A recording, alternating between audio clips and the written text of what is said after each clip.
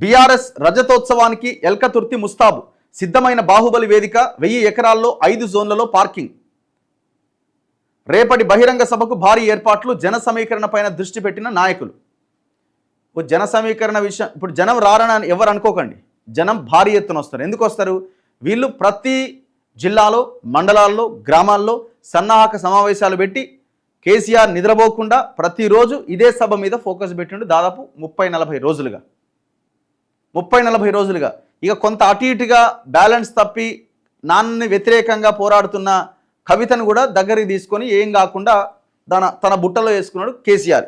ఇట్లాంటి వ్యూహాలతో వెళ్ళిన కేసీఆర్ ఈ సభని ఖచ్చితంగా సక్సెస్ చేస్తాడు. జనం వస్తారు. ఇక ఆ జనాన్ని చూసి మనం అబ్బా ఎంత జనం వచ్చిరా, కేసీఆర్కి ఇంత మద్దతు.